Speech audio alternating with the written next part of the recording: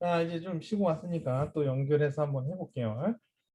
자, 여기 이제 마일드 하이브리드 전기 자동차입니다. 이 마일드 하이브리드는 요즘에 이제 메이커에서 많이 이제 적용을 하고 있고, 이게 왜 좋냐면, 그 좀 많이 이렇게 관심 있어 하냐면, 그 뭐 기존 하이브리드나 플러그인처럼 막 친환경적인 시스템이다라고까지 얘기하기는 좀 그래. 요 일단 전력 기반이 48V 기반입니다. 그죠?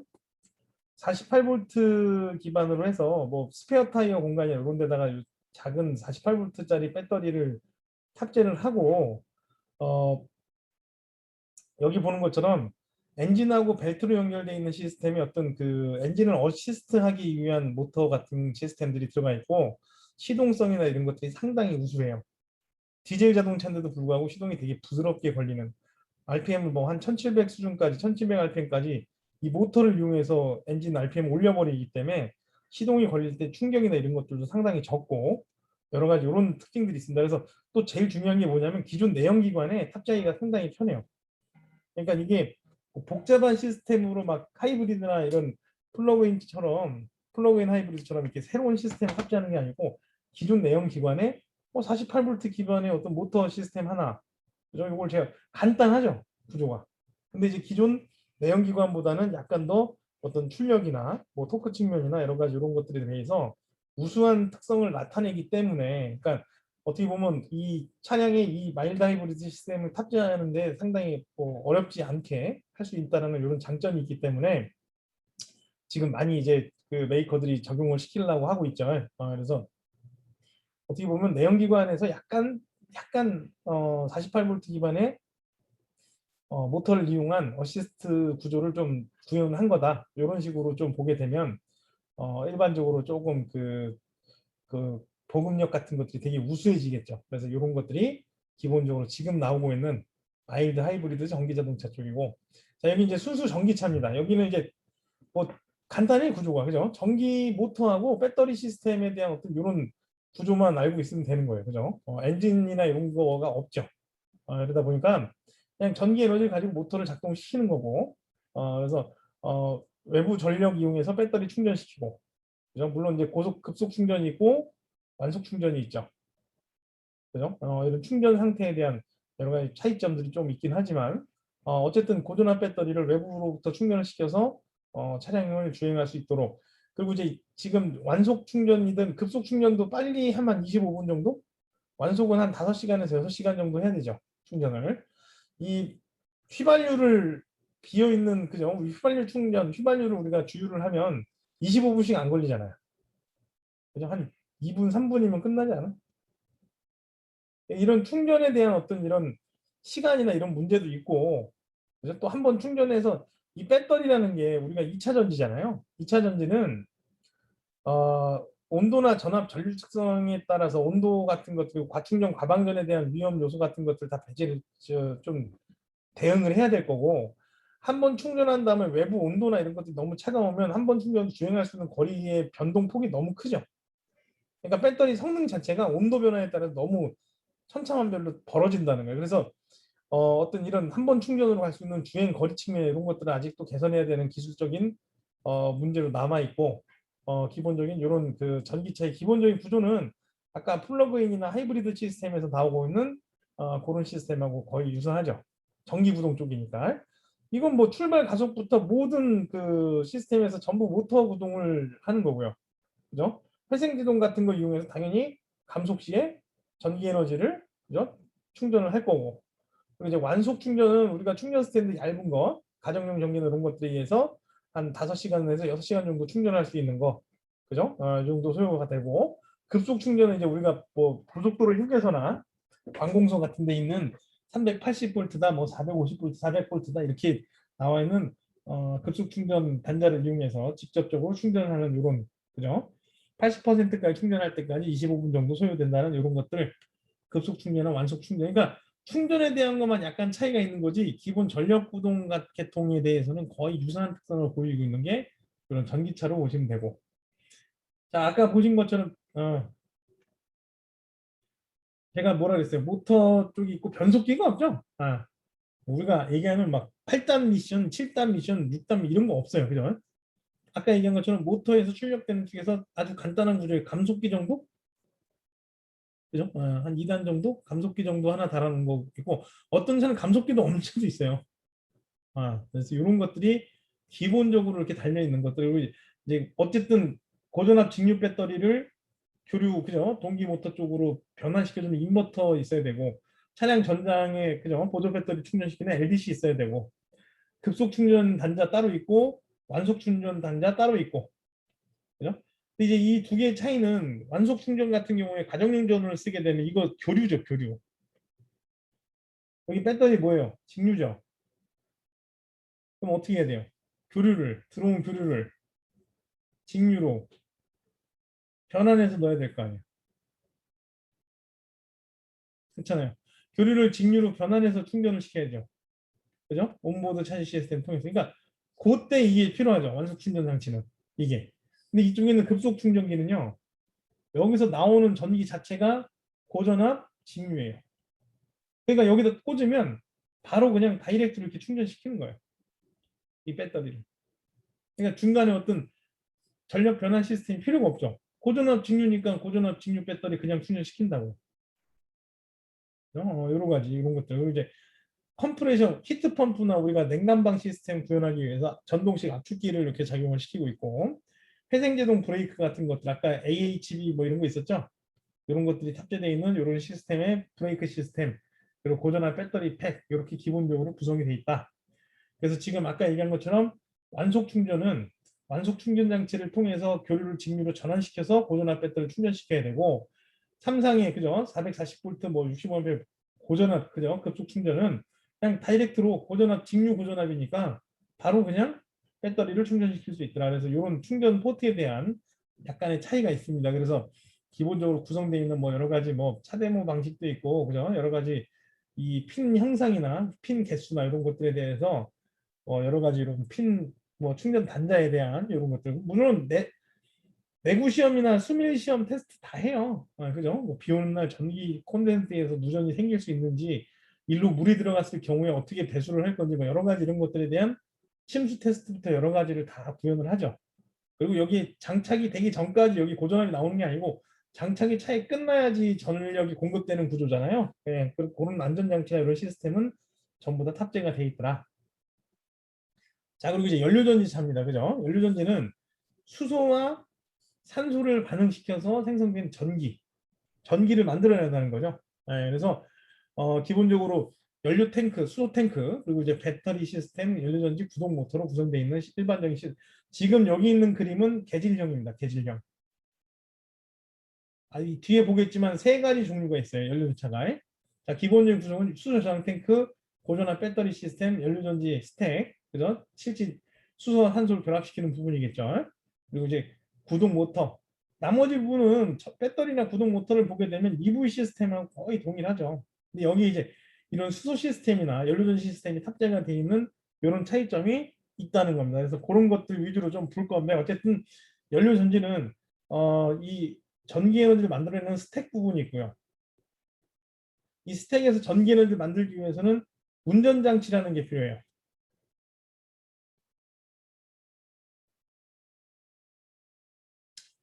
얘는 수소, 조금 전에 본 것처럼 수소 탱크부터 수소를 공급하는 수소 공기계통이 있어야 되고, 외부로부터 대기로부터 공기를 산소를 공급해야 되니까 공기를 끌고 오는 공기 공급 계통이 있어야 돼요. 그리고 여기 스택에서 수소와 그 산소가 만나서 전기 에너지가 발생하면서 물이 나오잖아요. 물이 생기잖아요. 그죠? 요것들을 관리할 수 있는 열 및 물 관리 계통이 필요합니다. 요 세 가지를 합쳐서 우리는 운전장치라고 얘기하죠. 그죠? 그래서 이런 기본적인 운전장치를 탑재하고 있더라. 그래서 기본적인 연료전차 구조는 이렇게 생겼다. 그죠? 이렇게 보시면 될 것 같고, 뒤쪽에 배터리 시스템으로 넘어가면 요거는 이제 2차 전지 쪽 관련해서 고전압 배터리에 대한 겁니다. 그죠? 우리가 일반적으로 2차 전지라고 하는 것들은 화학 전지를 얘기하고요. 화학 에너지를 전기, 그죠? 에너지로 바꿔버리는, 변환하는 이런 장치를 우리가 화학 전지라고 얘기합니다. 2차 전지기 때문에 충방전이 다 될 거고, 그죠? 셀을 여러 가지 수십 개를 적층시켜서 하나 둘씩 그죠? 직렬로 연결해서 고전압 배터리를 구성을 한다. 그죠? 그래서 우리가 보조 배터리 같은 것들은 별도로 탑재한다. 그리고 이제 배터리 시스템은 이게 하이브리드 시스템이 이렇게 탑재가 되어 있는 거죠. 물론 전기차로 가게 되면 이 배터리가 상당히 커지죠. 커지면서 냉각을 하기 위해서 순행식을 쓰는 타입들도 이제 있어요. 근데 하이브리드 시스템에서는 일단 공냉식입니다. 공냉. 이런 냉각팬을 이용한 공냉식 시스템으로 하이브리드 차량 같은 거에 있는 이 배터리를 냉각을 시킨다. 그죠? 그래서 배터리 구성은 고전한 배터리가 당연히 있어야 되죠. 전기 에너지 공급하고 저장할 수 있는 것들. 그죠? 예. 그런 배터리가 있어야 되고 얘네들을 메인 릴레이나 프리차저 릴레이 같은 것들 장착시켜서 캐퍼시터나 이런 것들로 전력 공급하기 위한 온오프 구조를 해야 되기 때문에 고전한 릴레이 어셈블리가 있어요. 이걸 파워 릴레이 어셈블리라고 아이고 파워 릴레이 어셈블리라고 이렇게 얘기합니다. 그죠? 그래서 고전한 릴레이가 파워 릴레이 어셈블리가 이렇게 구성이 돼 있죠. 그리고 이제 냉각 팬 여기 있죠. 그죠? 냉각을 시키기 위한 공냉식 냉각 팬. 그리고 아까도 봤지만 BMS 배터리 매니지먼트 시스템이라 해서 배터리 온도 전류 전압 같은 것들 측정하고 SOC 잔류량, 배터리 지금 잔류 충전량 예측하고 진단하고 고전한 릴레이랑 팬 컨트롤하고 그죠? 뭐 안에 셀 밸런싱, 셀이 이렇게 있으면 셀 밸런싱 작업 수행하고 그죠? 이런 것들 전부 하는 게 BMS. 그죠? 그리고 이제 이 냉각 덕트 같은 것들로 구성이 돼 있겠죠. 그래서 기본적으로 그죠? 이것들이 이제 배터리에서 배터리 시스템이 구성되고 있는 요 기본적인 시스템의 구성 요소들이 이런 걸로 구성이 되어 있더라. 그죠? BMS가 이제 이런 걸로 보시면 될 것 같고 그리고 이제 여기 설명 같은 거 한 번씩 읽어보세요. 그죠? 요 자료 올려드렸으니까 그 BMS는 주로 SOC, 스테이트 오브 차지라 해서 충전 잔류 용량, 에너지, 그죠? 전기 에너지양, 충전 상태 예측하고 진단할 수 있고, 고전압 릴레이, 냉각팬 제어, 셀 밸런싱, 수명 예측, 그리고 온도 전압 전류에 대한 상시 모니터링 기능을 수행을 합니다. 그래서 배터리에 대한 어떤 유지 보수 같은 것도 관리 차원에서 상당히 중요한 역할을 하고 있는 게 BMS로 보시면 됩니다. 그죠? 자, 그래서 지금 이제 기본적으로 연결되어 있는 것들을 보는 거예요. 지금 보시면 이게 아까 얘기한 하이브리드 총합제 유닛이죠. 여기 BMS가 이렇게 있을 거 아니에요. 배터리 매니지먼트. 그죠? 얘가 통신 라인을 이용해서 얘한테 신호를 주죠. 지금 현재 배터리 상태. 그죠? 그럼 얘는 뭐 하는 거예요? 얘를 컨트롤하든지 얘를 컨트롤하겠죠. 여기 MCU 보시면 인버터 컨버터 기능이 여기 단자 두 개 있죠. 이렇게. 일로 여기가 연결된 거예요. 고전압. 그죠? 직류 배터리. 여기 단자 세 개죠. 얘네가 삼상 교류로 일로 공급시키는 거죠. 이렇게. 그러니까 교류를 직류로, 직류를 교류로 바꿔주는 이런 역할을 하는 게 모터 컨트롤 유닛이라니까. 그죠? 예. 그래서 이런 기본적인, 그죠? 이런 그 일반적으로 통합 제어 유닛은 모터 컨트롤 유닛하고 뭐 BMS랑 엔진 이슈랑 다 통신을 하죠. 그래서 모터가 엔진의 어떤 어시스트 기능을 할 때는 모터의 전기 에너지를 배터리부터 끌어서 공급할 수 있도록 도와주고 회생제동이나 엔진 구동할 때는 뭐 전기 에너지로 전환되는 양을 가지고 충전도 그죠 시키고 여러 가지 이제 BMS나 이런 것들에 대해서 이 하이브리드 총합제 유닛이 이런 식으로 구성이 돼 있다. 이런 것들 한번 봐주시면 될 것 같고 배터리 종류는 우리 알고 있는 것처럼 지금 많이 쓰고 있는 것들이 리튬 폴리머, 그죠? 리튬 이온하고 가장 큰 차이점은 뭐예요? 일단 폭발 안전성을 많이 확보한 거죠. 열화에 대한 열폭주 현상을 줄일 수 있는, 그죠? 전해액 상태가 액체가 아니라 약간 겔 상태의 전해액 구조로 만들기 때문에 일단 그 폭발에 대한 리튬 이온에 대한 그 폭발 그죠? 위험성에 대한 것들을 많이 감소시킬 수 있고 뭐 프리우스 처음 1세대부터 만들 때 많이 적용시켰던 니켈 수소전지 같은 것들 수소 흡장합금을 집어넣고 그죠? 니켈극과 수소 흡장합금 그게 어떤 전자 이동을 통해서 수도가스가 발생하면서 얘도 폭발 위험성이 있어요. 그래서 이런 것들이 기본적으로 구성되고 있는 이런 타입들이다. 그리고 이제 두 개를 리튬 전지 중에 이온과 폴리머를 비교한 내용입니다. 한 번씩 참고 자료로 봐주시면 될 것 같아요. 그죠? 참고로 한 번씩 보시면서 이게 리튬 이온. 리튬 이온에서 액상 전해 차이점 이런 겁니다. 얘는 겔 폴리머 누액이 없다. 이 누액이 없다는 것 전해액이 누액되면서 대기 중에 산소가 만나서 발열작용이 일어나는 거니까 누액이 그죠? 누액을 억제시키게 되면 발열이나 이런 것들이 적게 되니까 폭발 위험성이 이거보다 적을 거 아니냐, 그죠? 그리고 이제 패키지 설계 측면이나 내구 수명 안전성 측면에서 상당히 뭐 이런 그죠? 내구 수명 안전성 기술 확장성 측면에서 우세하다. 폴리머 자체가 요걸 이제 LG 화학에서 많이 만들어내고 있는 이런 폴리머 배터리. 그래서 비교도 한번 보시고 여기 이제 배터리 시스템의 막 봤던 거 그림입니다. 그죠? 그래서 뭐 HCU 총합 제어 유닛이 BMS로부터 이런 시험들을 받을 거죠. 그래서 엔진과 동력 분배를 어떻게 할 건지, 모터 동력 분배를 어떻게 할 건지 결정지어서 명령을 내리겠죠. 자, 그러면 BMS는 여기서 냉각팬 속도 제어부터 공냉식, 그리고 고전압 릴레이 어셈블리, 배터리 모듈에 대한 셀 밸런싱이나 SOC량 같은 거 계측을 하겠죠. 그래서 이런 것들을 통해서 고전압 직류 전원을 교류 전원으로 변동시켜서 모터로 공급시키고, 반대로 회생제동하게 되면 이놈을 이렇게 바꿔서 이렇게 넣겠죠. 이런 시스템이 기본적인 우리가 시스템 레이아웃이라고 보시면 될 것 같고, 이 구성은 팩은 이렇게 뭐 EV든 하이브리드든 간에 이렇게 구성이 되어 있는 거죠. 하나의 셀이 3.75V를 이렇게 폴리머 파우치 형태로 리튬 폴리머가 구성이 되어 있고, 이거를 뭐 8개의 셀을 한 개의 모듈로 만들었다 그러면 8 곱하기 3.75는 30V가 된다.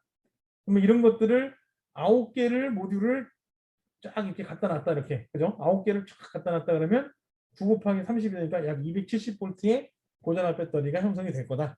뭐 이런 식으로 셀과 팩과 모듈에 대한 관계 이렇게 구성이 돼 있다. 그죠? 일반적으로 지금 전기차도 마찬가지입니다. 그죠? 네. 자, 그리고 BMS에서 그죠? 할 수 있는 여러 가지 이런 제어 상황도 되게 중요합니다. BMS가 고전압 배터리를 어떻게 컨트롤하는지. 그래서 셀 전압, 온도, 전류 같은 것들을 계속 그죠?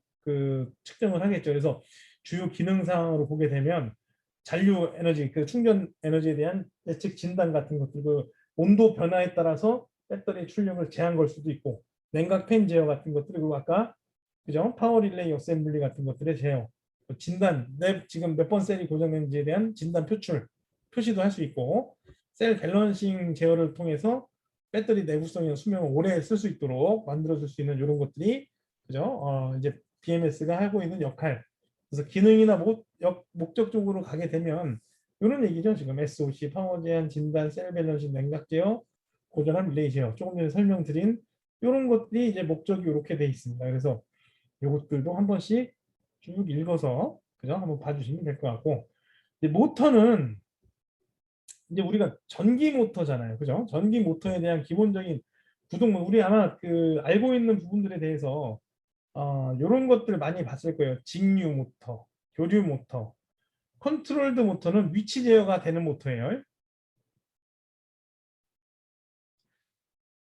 이 DC 모터, 우리가 일반적으로 뭐 자동차 대표적으로 기동 전동기 직류 직권식이라 그래서 이걸 쓴 거죠. 그리고 분권이나 복권식은 뭐 윈도우 레귤레이터나 와이퍼 모터 같은 거에 쓰는 거고. 그죠? 자, 그리고 이제 교류 모터, 우리가 보는 게 이거죠. 구동 모터 쪽이. 그죠? 동기 모터, 유동 모터가 있어요. 그죠? 우리는 동기 모터, 릴럭턴스 토크를 이용해서 더 토크 범위를 증가시킬 수 있는 이런 동기 모터를 지금 많이 쓰고 있고, 연구 자석을 씁니다. 그죠? ND 계열이라서 네오디움이라 그래서 우리가 강력한 자석이 있어요. 그죠? 그런 자석을 매입형으로 이렇게 로터 부분에 삽입을 시켜놓고 스테이터의 전자석을 이용해서 구동력을 더 크게 만들어내는 이런 모터를 지금 쓰고 있는 게 하이브리드나 전기차에 적용되고 있는 모터라고 보시면 될 것 같아요. 그죠? 토크를 제어하는 데 되게 쉽고, 이런 모터가 회전할 때 위치를 제어하기 위해서 레졸버 같은 것들도 같이 넣어놓는 거죠. 그죠? 위치가 어디에 위치인지. 그죠? 그래서 이런 전기 모터는 우리가 공합 모터는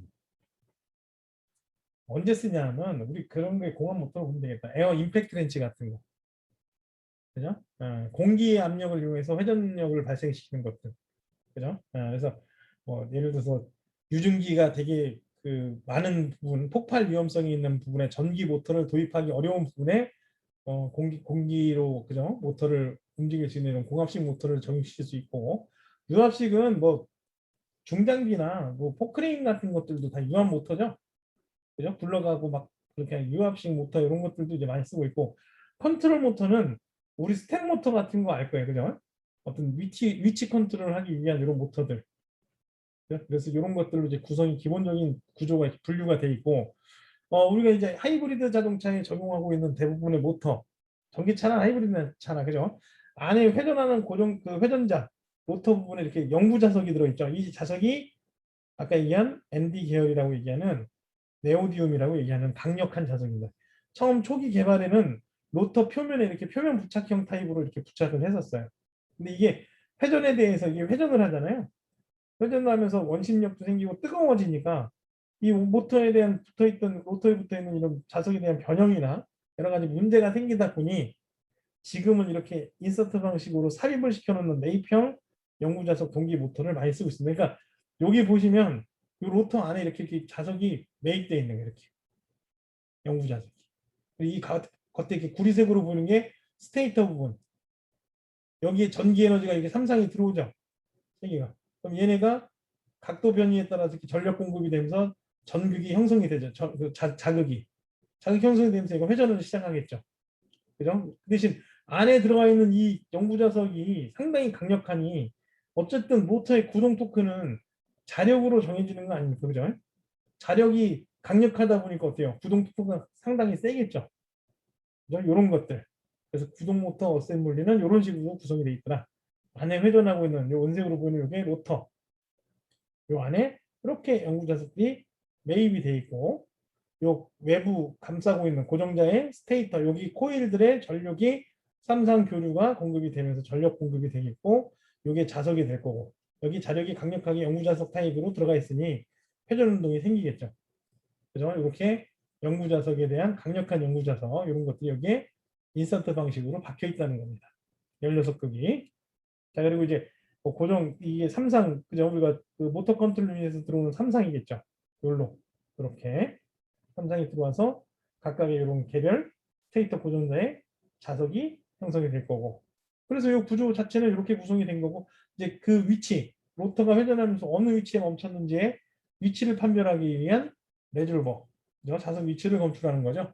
그래서 위치 제어나 위치 보정을 할 때 쓰는 레졸버 시스템이 이렇게 돼 있고 요거는 이제 하이브리드 스타터 제너레이터라 그래서 하이브리드 시스템에서도 이런 스타터 앤 제너레이터 시스템 이용해서 엔진 시동도 걸고 그죠? 여러 가지 이런 엔진 클러치와 여기 접속하기 전에 엔진 RPM을 동기화시키는 이런 작용들도 하고 반대로 배터리가 뭐 전력 에너지가 부족하다 그러면 HSG 통해서 충전도 시키는 거죠. 엔진 시동 걸어서 얘가 고전한 배터리를 충전시키는 거예요.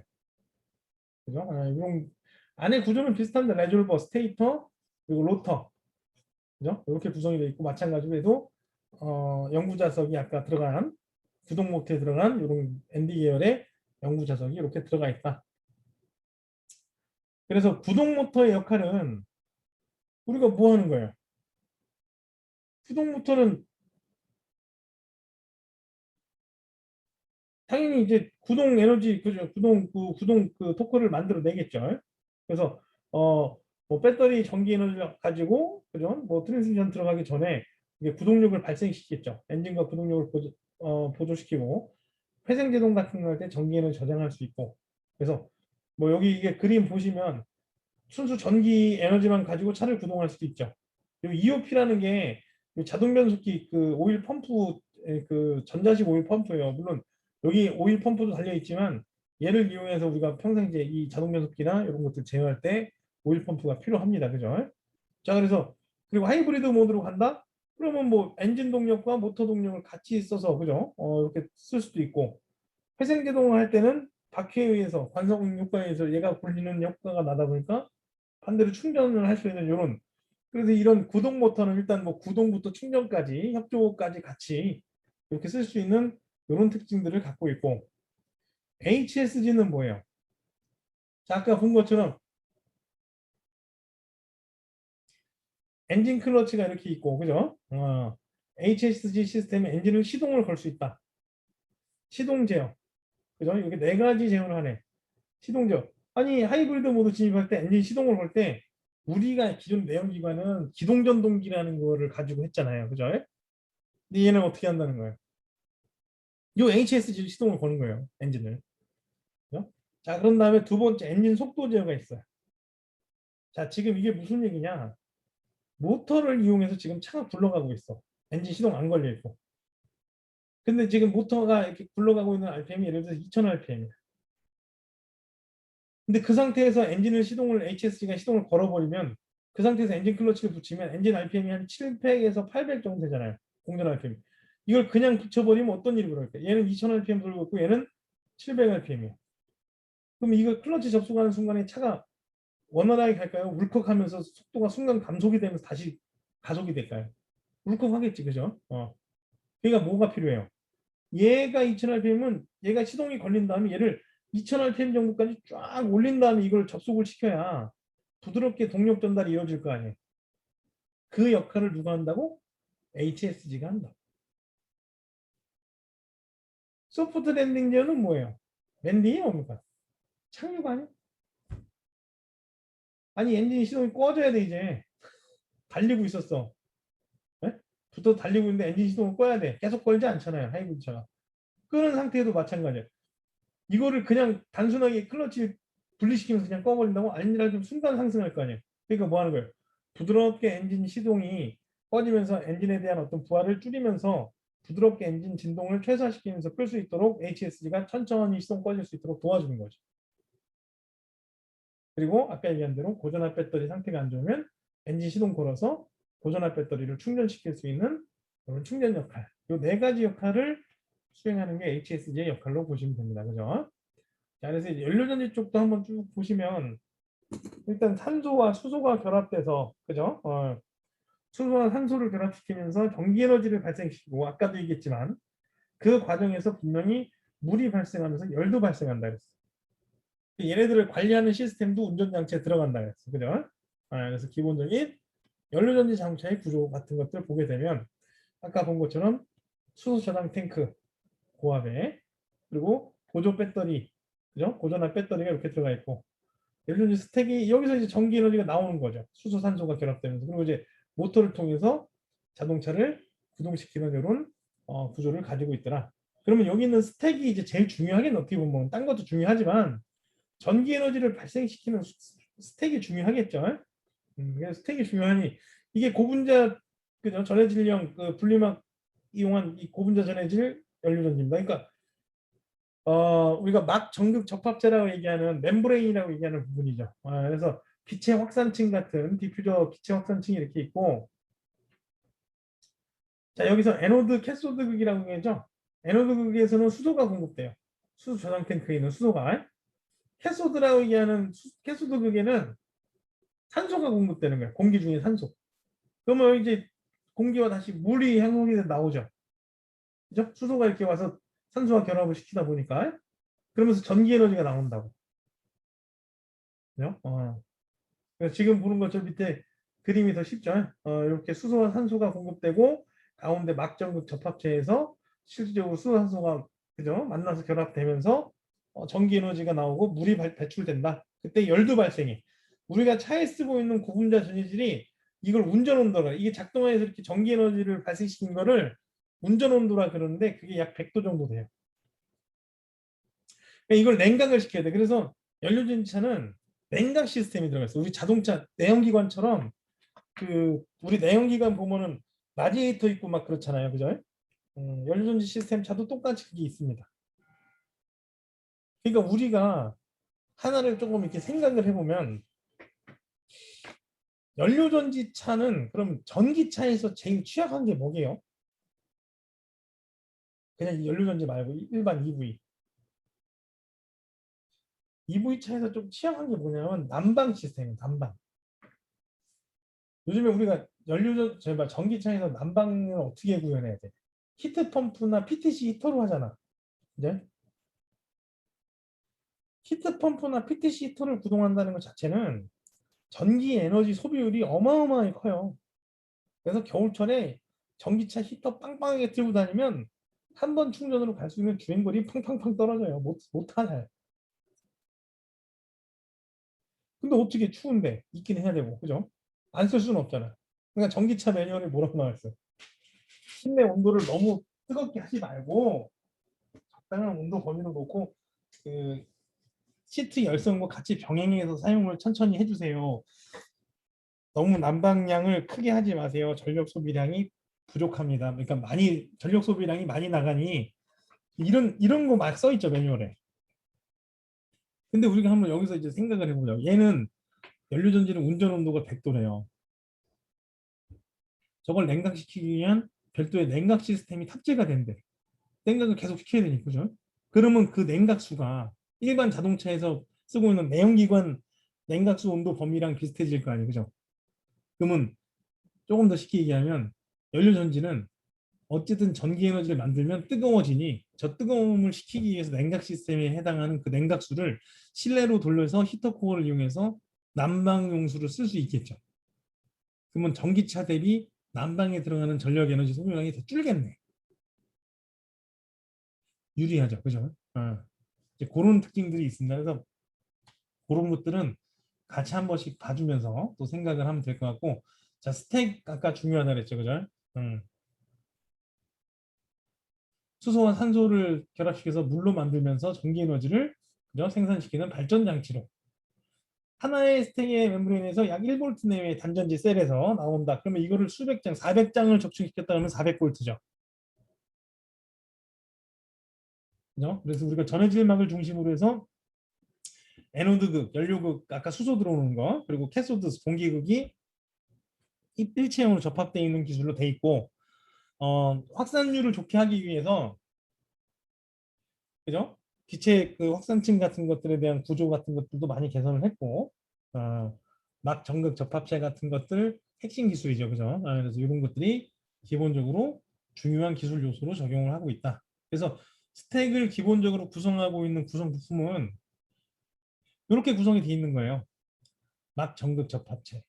그죠? 수소에서 전자를 분리하거나 결합시 물을 발생, 이게 핵심 역할이죠. 그리고 기체 확산층, 조금 더 이 수소나 산소에 대해서 어떤 확산율을 높이기 위한 이런 것들에 대한 기체 확산층, 그리고 분리판, 가스켓, 체결기구, 인클로저 이렇게 구성이 돼 있어요. 그래서 어, 막 전극 접합체가 핵심이죠. 가운데 있는 부분. 우리가 멤브레인이라고 얘기하는 저 부분이고, 기체 확산층 같은 것들, 그리고 분리판, 가스켓, 체결기구, 인클로저 이런 기술들이 스택을 구성하고 있는 주요 구성 부품으로 들어가더라. 그리고 이제 연료전지 운전장치라고 하는 건 아까 얘기했어요. 수소 공급 시스템, 열 및 물 관리 시스템, 공기 공급 시스템 이렇게 세 개를 얘기합니다. 그죠? 그래서 이거를 살펴보게 되면 이제 세부적으로 보게 되면 이렇게 돼 있는 거죠. 그죠? 그래서 연료전지 운전장치 같은 것들 보면 공기 공급계 통해서, 그죠? 에어 클리너에서 먼지 걸러주고 터보 블로어로 공기를 밀어 넣어줘야 되니까, 그죠? 그리고 이제 확산율 같은 거나 어떤 그 우리가 효율을 높이기 위해서 공기를 약간 가습시킨 상태에서 집어넣어요. 그래서 가습기가 들어갑니다. 그죠? 요 회색으로 점선되어 있는 부분이 공기공급계통이에요. 그리고 이제 빨간색으로 이렇게 되어 있는 게 수소공급계통. 수소 탱크에 저장을 우리가 충전을 하겠죠, 수소를. 요즘 차들은 한 700바 정도 압력으로 충전을 합니다. 근데 이게 700 바로 딱 넣는 게 아니라 한 860바 수준으로 넣어요. 그러면 이게 온도 범위에 따라서 700바 기체 수소예요, 기체. 고압 기체. 그죠? 기체 수소 탱크로 집어넣게 되면 압력 조절 장치나 이런 것들 수소공개통을 통해서 스택의 부분으로 이렇게 공급이 되겠죠. 그러면 이 안에 이게 스택이죠, 이게. 그죠? 이런 스택이고 여기서 이제 물도 발생을 하고 열도 발생한다 했죠. 그래서 열 및 물 관리 계통이 이렇게 있는 거예요. 물론 여기는 이온 이 안에 흘러다니는 냉각수는 이온 제거 기능이 있는 이온 제거 필터가 적용되어 있는 물, 그죠? 필터 적용시키는 이런 것들이 들어가야 돼요. 왜냐하면 이온이 남아 있으면 감전 우려가 있습니다. 그죠? 감전 우려가 있기 때문에 이온 제거 같은 것들을 할 수 있는 필터가 내장되어 있고 여기 보면 라디에이터, 전동식 서머스텝, 물펌프 이거는 우리 그 내연기관에 있는 거랑 거의 유사하죠. 그래서 이런 것들을 이용해서 열 및 물 관리 계통이 구성이 되어 있더라. 그래서 발생된 전기 에너지를 가지고 보조 배터리, 고전압 배터리를 충전시켜서 모터나 감속기 같은 것들을 구동시키는 구동 계통으로 활용을 할 수 있다. 그래서 이런 것들이 기본적인 연료전지 운전 시스템으로 보시면 될 것 같아요. 그래서 뭐 세 개로 이렇게 구성이 돼 있고, 그죠? 한 번씩 이렇게 쭉 봐주시면 될 것 같아요. 그죠? 지금 또 50분 정도 됐으니까 한 10분 쉬었다가, 그죠? 한 11시부터 마지막 수업 또 한번 진행을 해보도록 하겠습니다. 좀 쉬었다 오세요.